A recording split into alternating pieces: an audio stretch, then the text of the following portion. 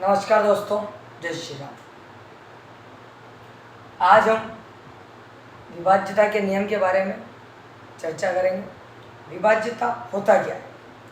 जैसे कि गणित अपन कर रहे हैं और गणित में कैलकुलेशन जो होता है वो सबसे महत्वपूर्ण भूमिका अदा करता है। बिना कैलकुलेशन के गणित बहुत मुश्किल होता है। कैलकुलेशन जितना आसान होगा गणित उतना ही आसान आपको लगेगा।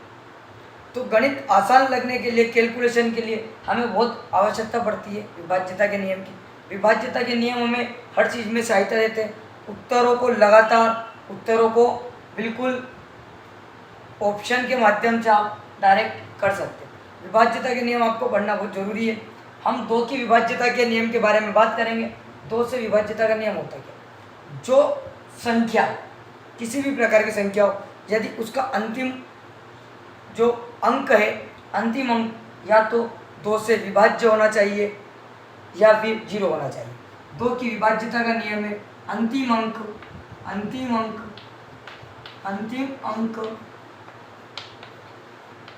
अंक 2 से विभाज्य या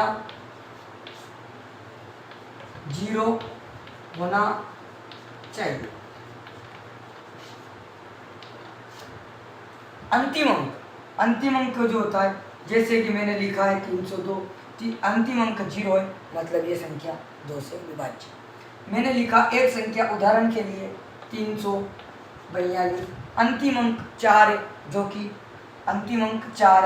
कि 2 से विभाज्य, इसलिए 324 जो है ये संख्या भी 2 से विभाज्य होगी। यदि अपन किसी अन्य प्रकार का एक और उदाहरण लेते हैं, मैंने लिखा 535, पीछे अंतिम अंक जो है वो 5 है जो कि 2 से विभाज्य नहीं है। ठीक है, अंतिम अंक 2 से विभाज्य नहीं होगा, मतलब पूरी संख्या जो है 535 वो 2 से विभाज्य नहीं होगी। अब अगर अपन बात करें आगे, तो देखना है आपको सवाल में। हाँ, अब आगे यदि अपन बात करें 3 की विभाज्यता के नियम, 3 की विभाज्यता, अब हम बात करेंगे 3 से विभाज्यता के नियम के बारे में। 3 से विभाज्यता के नियम का बात होते संख्याओं का योग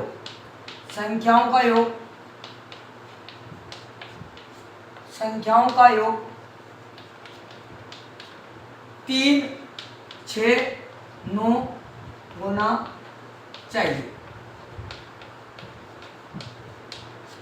जिन संख्याओं का योग कितनी ही बड़ी संख्या क्यों ना हो, यदि संख्याओं का योग 3, 6 या 9 होता है, वह संख्या 3 से विभाज्य होती है। उदाहरण के लिए देखते, मैंने लिखा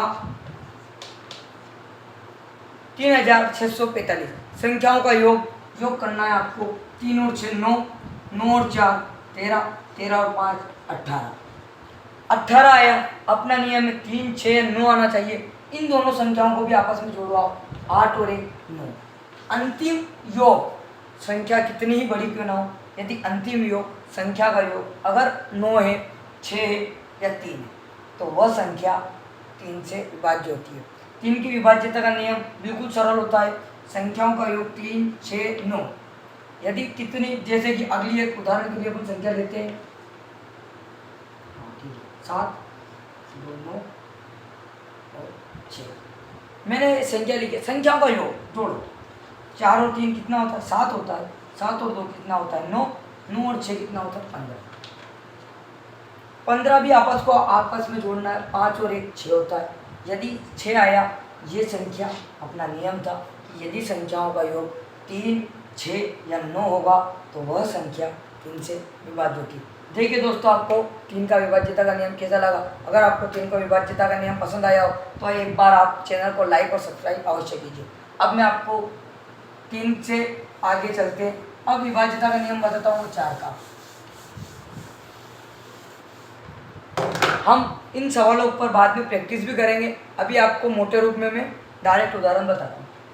4 की विभाज्यता का नियम, अंतिम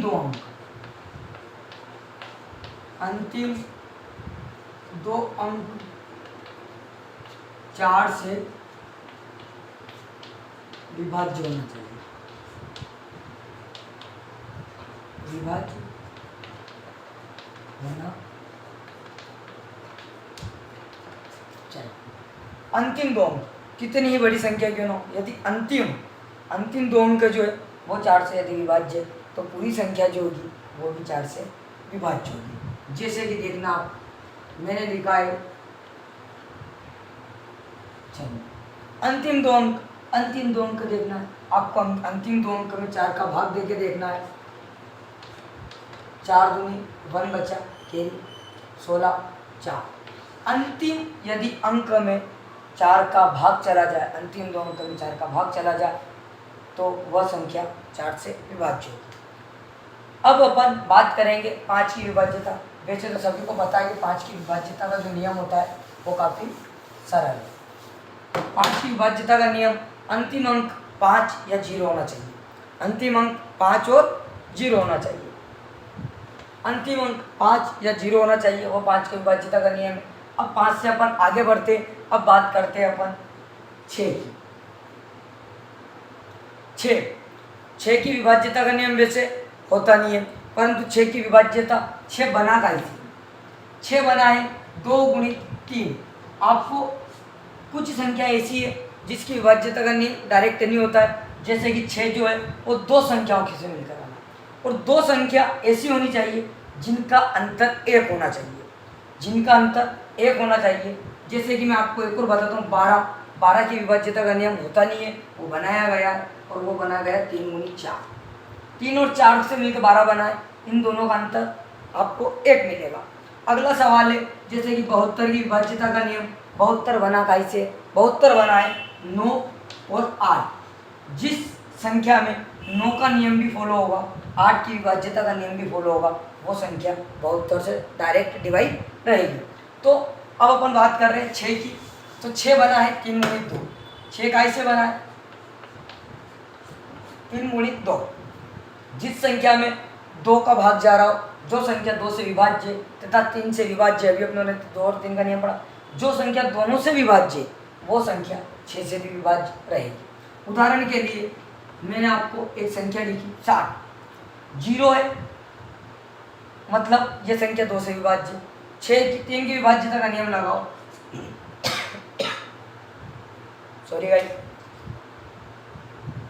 संख्या 6, इन संख्याओं का अंकों का योग 6, मतलब ये संख्या 3 से भी विभाज्य। अब जो संख्या 2 से भी विभाज्य, 3 से भी विभाज्य, वो डायरेक्ट ही 6 से भी विभाज्य होगी। ठीक है, अब मैं आपके सामने एक और उदाहरण रख रहा हूँ।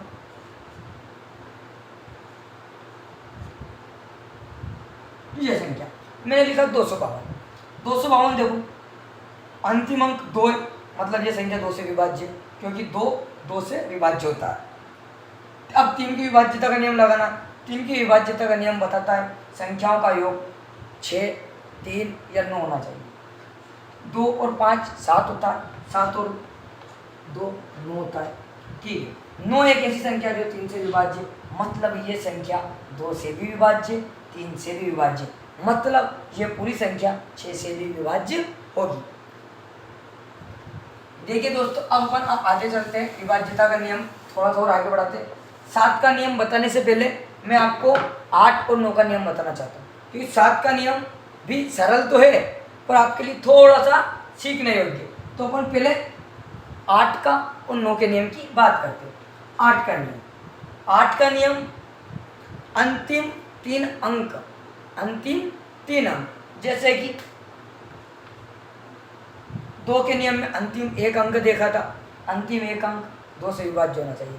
4 के नियम में अंतिम 2 अंक 4 से विभाज्य होना चाहिए। 8 के नियम सेम वैसे ही है, अंतिम 3 अंक जो होंगे वो 8 से विभाज्य होना चाहिए। यदि अंतिम 3 अंक 8 से विभाज्य तो पूरी संख्या 8 से विभाज्य होगी। ठीक है गाइस, अंतिम 3 अंक आप नोट डाउन भी करते चलिए। अंतिम 3 अंक 8 से विभाज्य होना चाहिए, विभाज्य होना चाहिए। अंतिम 3 अंक जो है वो 8 से, सॉरी गाइस, अंतिम 3 अंक 8 से विभाज्य होना चाहिए।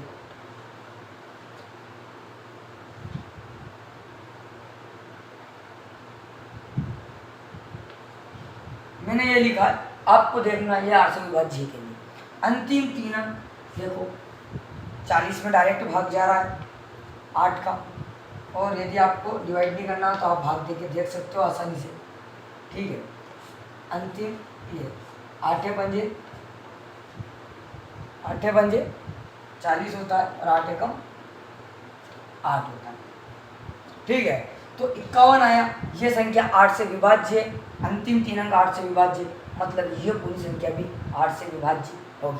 8 की विभाज्यता का नियम भी सरल है, अंतिम 3 अंक। यदि अब हम 16 की बात करेंगे, 16 में अंतिम 4 अंक 8 से विभाज्य होने चाहिए, ठीक है भाई। अब आगे बढ़ते हैं अपन 9 की विभाज्यता के लिए बात करेंगे।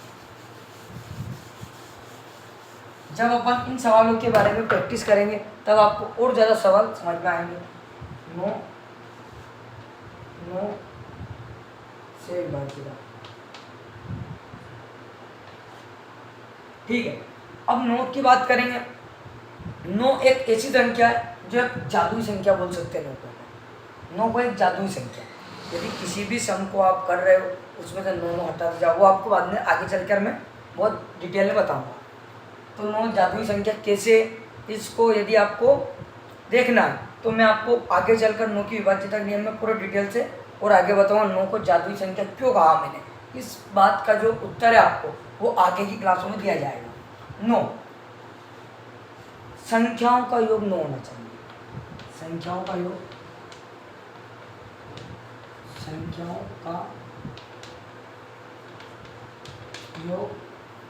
9 होना, चाहे संख्या किसी नहीं हो। आपको क्या करते जाना है, जैसे कि मैंने आपको सामने एक संख्या लिखी, ठीक है भाई, चाहे संख्या 9 से विभाजित। आपको इन संख्याओं को आपस में 9 बनाना है। जैसे कि ये 9 है, इसको हटा दो, 4 और 5 9 है, इसको हटा दो, 2 और 7 9 हुआ, इसको हटा दो। अब बचा 4 और 4, 4 और 4 को आपस में जोड़ो, 8। अब 8 आया, अपना नियम है संख्याओं का योग 9 होना चाहिए। यदि जिस संख्याओं का योग 9 होगा वही संख्या 9 से विभाज्य, मतलब ये जो मैंने संख्या लिखी है ये 9 से विभाज्य नहीं है। यदि मैं इस संख्या में इधर की साइड एक और बढ़ा लेता हूँ तो बचा है 4 या 4, 4 और 4 8 और 1 9 हुआ। यदि मैंने यहाँ 9 हुआ मतलब ये पूरी संख्या, अब 1 लगाने के बाद ये पूरी संख्या 9 से विभाज्य होगी। मैंने एक और आपको उदाहरण के लिए एक छोटा सा सवाल उदाहरण के लिए,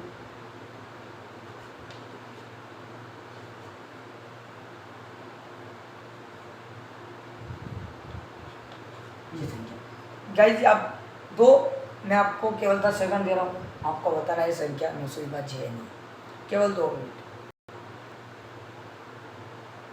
देखिए गाइस मैंने बताया है कि आपको संख्या को 9 बनाना है, हटाना है।